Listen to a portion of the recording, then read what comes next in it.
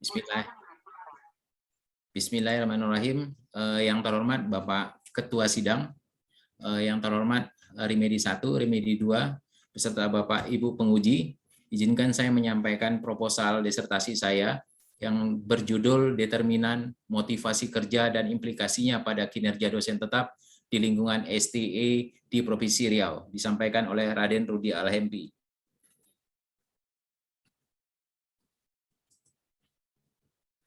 Baik, saya mulai latar belakang. Saya mulai dengan proses belajar mengajar. Proses belajar mengajar dikatakan baik apabila di dalamnya ada kepemimpinan visioner, manajemen pengetahuan, kompensasi. Nah, proses belajar mengajar ini dapat tercapai dengan kinerja tinggi apabila diisi dengan manajemen pengetahuan dan motivasi. Sebaliknya, dia akan dikatakan kurang baik apabila manajemen sumber daya manusia kurang memotivasi dosen. Kemudian yang berikutnya, sarana dan situasi lingkungan kerja kurang mendukung sehingga kinerja dosen kurang memuaskan. Riset gap di dalam proposal disertasi ini, pertama saya mulai dengan kesenjangan empiris, yaitu kinerja dosen STE di Provinsi Riau belum optimal. Sebelumnya belum ada yang memperoleh akreditasi A. Kesenjangan teoritis, yaitu pengaruh yang tidak signifikan antara struktur kompensasi dan kinerja. Kemudian tidak ada hubungan antara kompensasi dengan kinerja dosen. Setelah itu perbedaan persepsi mengenai kompensasi yang diterima.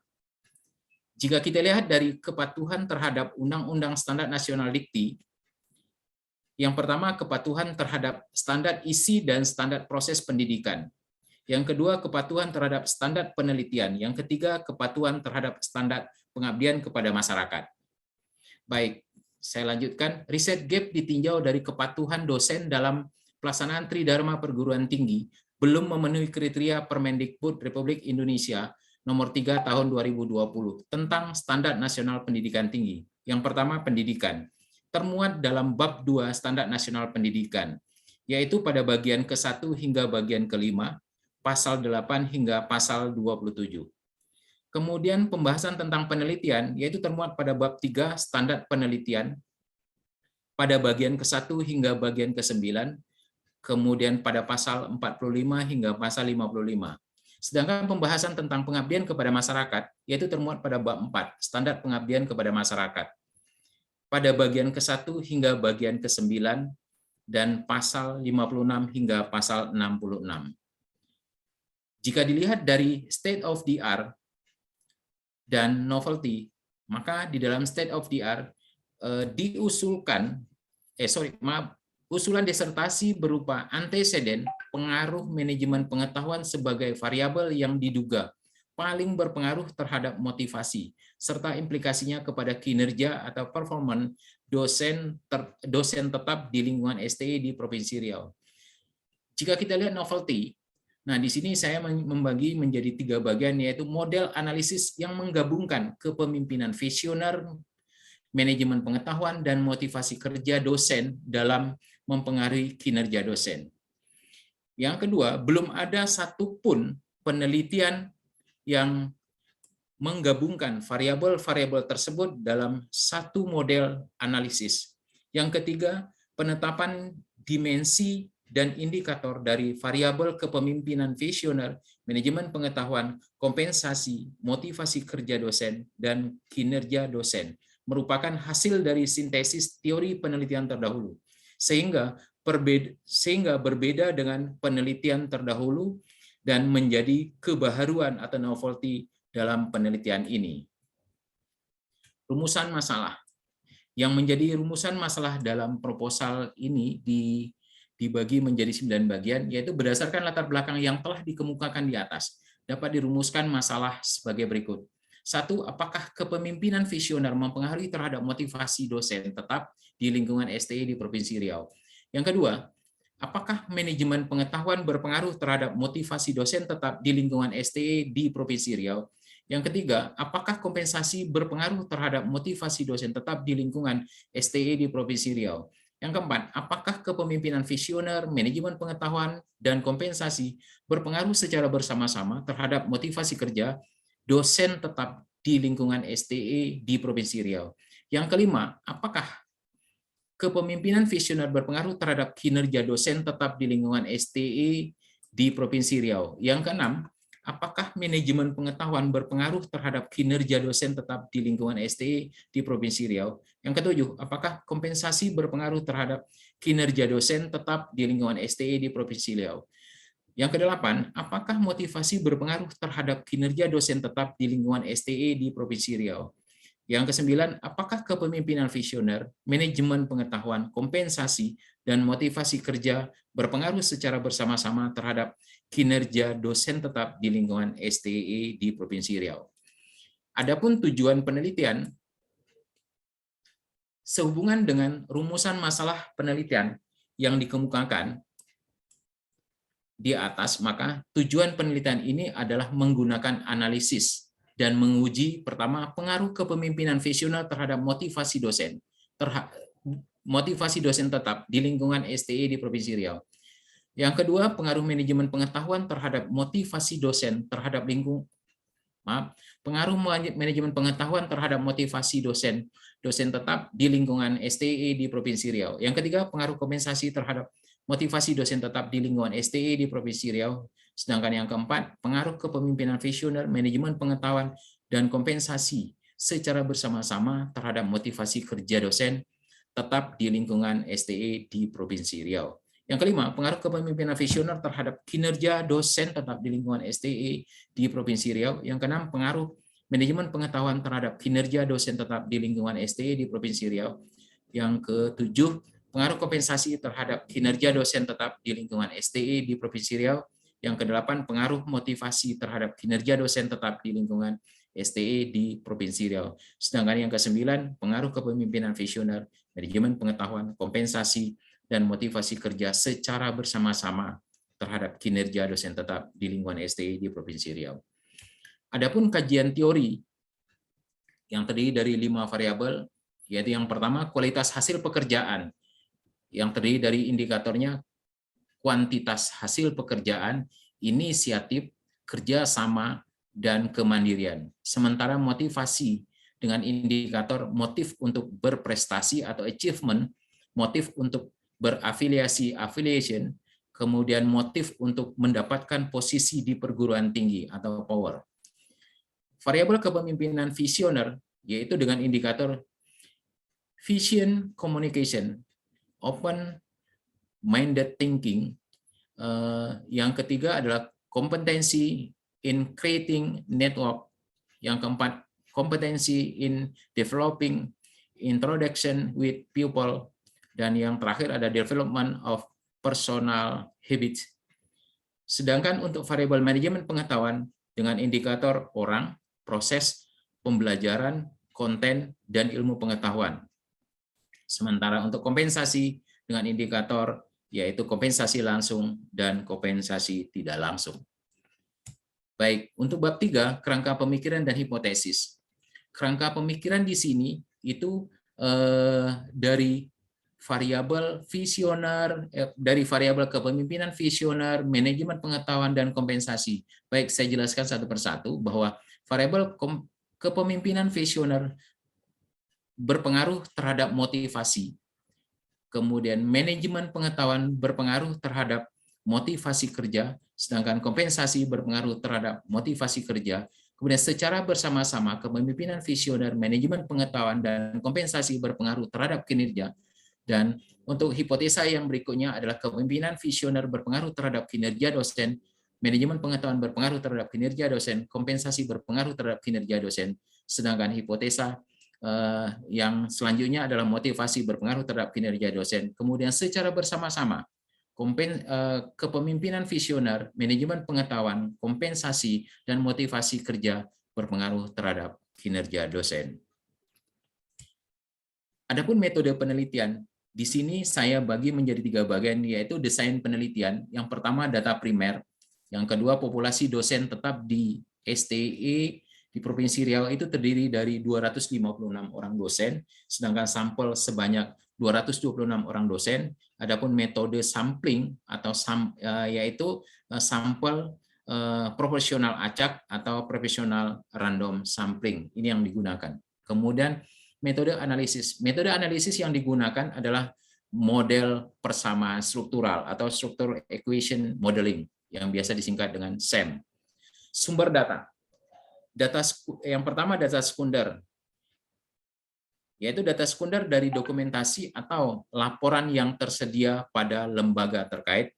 Yang kedua adalah data primer yang berupa kepemimpinan visioner, manajemen pengetahuan, kompensasi, motivasi, dan kinerja dosen bersumber dari dosen STE di Provinsi Riau.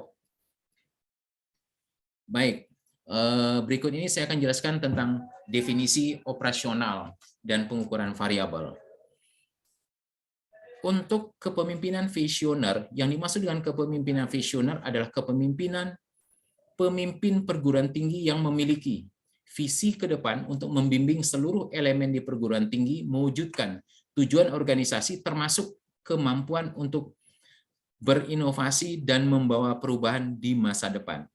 Adapun penjabaran dari definisi operasional dan pengukuran variabel dapat dilihat pada tabel 4.1, yaitu termuat pada slide ini, yaitu dimensi daripada kepemimpinan visioner terdiri dari communication, open-minded thinking, kemudian indikator daripada vision communication yaitu communication, empowerment, emotional intelligence, kemudian untuk open-minded thinking terdiri dari open-minded, creativity, dan visioner. Begitu selanjutnya untuk X13, X14, X12, X11, X12, X13, dan X14. Baik, selanjutnya akan saya teruskan dengan manajemen pengetahuan, variabel manajemen pengetahuan. Yang dimaksud dengan manajemen pengetahuan adalah pengelolaan pengetahuan melalui pemanfaatan ilmu pengetahuan dan teknologi informasi dengan fokus utama menyimpan dan 90% menyebarluaskan pengetahuan secara tertulis atau eksplisit ke seluruh sendi-sendi organisasi. Adapun penjabaran dari definisi operasional dan pengukuran variabel dapat dilihat pada tabel 4.2. Kemudian untuk variabel kompensasi, yang dimaksud dengan kompensasi adalah segala sesuatu yang diterima oleh dosen sebagai bentuk penghargaan atau reward dalam melaksanakan pekerjaan di perguruan tinggi, baik penghargaan finansial maupun non-finansial. Adapun penjabaran daripada definisi operasional dan pengukuran variabel dapat dilihat pada tabel 4.3. Baik, saya lanjutkan dengan variabel motivasi kerja. Motivasi kerja adalah dorongan yang mengakibatkan dosen mau atau rela untuk menggerakkan kemampuan dalam membentuk keahlian dan keterampilan, mencurahkan tenaga dan waktu untuk melaksanakan tugas dan tanggung jawabnya dalam bekerja dalam rangka mencapai tujuan dan sasaran perguruan tinggi. Kemudian untuk penjabaran daripada definisi operasional dan pengukuran variabel dapat dilihat pada tabel 4.1, yaitu tentang motivasi kerja. Saya lanjutkan. Kinerja dosen. Kinerja dosen, yang dimaksud dengan kinerja dosen di sini adalah segala sesuatu yang telah dikerjakan dosen dalam melaksanakan tridharma perguruan tinggi, yaitu pendidikan dan pengajaran, penelitian dan pengembangan, serta pengabdian kepada masyarakat. Adapun penjabaran dari definisi operasional dan pengukuran variabel dapat dilihat pada tabel 4.5. Baik, tahap-tahapan analisis data. Dalam penelitian ini terdapat tahapan analisis data yaitu sebagai berikut. 1. Uji validitas konstruk dengan confirmatory factor analysis. Confirmatory factor analysis atau analisis faktor digunakan untuk menguji dimensional dari suatu konstruk teoritis dan sering disebut menguji validitas suatu konstruk secara teoritis. Pendapat ini dikemukakan oleh Imam Ghazali. Kemudian indikator dikatakan valid jika faktor loading atau loading faktor lebih besar atau sama dengan 0,70. Uji reliabilitas. Reliabilitas menunjukkan konsistensi dan stabilitas dari suatu skor atau skala pengukuran. Reliabilitas adalah indeks yang menunjukkan seberapa besar suatu alat ukur dapat dipercaya atau dapat diandalkan. Tingkat reliabilitas yang diterima secara umum, nilai konstruk reliability adalah lebih besar dari 0,7. Pendapat ini dikemukakan oleh Imam Ghazali. Selanjutnya, uji normalitas. Uji normalitas data dimasukkan untuk mengetahui normalitas tidaknya, normal atau tidaknya distribusi penelitian dari masing-masing variabel. Distribusi data dikatakan normal pada tingkat signifikansi 0,01. Jika critical ratio skewing atau kemiringan atau keruncingan itu tidak lebih dari 2,58. Dan pendapat ini juga dikemukakan oleh Imam Ghazali. Sedangkan untuk uji multikolonialitas, yaitu asumsi multikolonialitas mengharuskan tidak adanya korelasi yang sempurna atau besar di antara variabel-variabel independen. Apabila korelasi antar konstruk eksogen kecil dari 0,85 berarti tidak menjadi multikolonialitas. Pendapat ini juga dikemukakan oleh Imam Ghazali. Sedangkan untuk pengujian hipotesis dengan menggunakan model structural equation modeling, pengujian hipotesis penelitian dilakukan dengan pendekatan structural equation modeling atau SEM dengan menggunakan LISREL. Baik, berikut ini saya akan tampilkan tahapan analisis data, yaitu pengujian hipotesis penelitian adalah sebagai berikut, seperti termuat pada gambar, yaitu hipotesa 1, hipotesa 2, hipotesa 3, hipotesa 4, hipotesa 5, hipotesa 6, hipotesa 7, dan hipotesa 8. Kemudian pengujian hipotesa yaitu dengan menggunakan uji.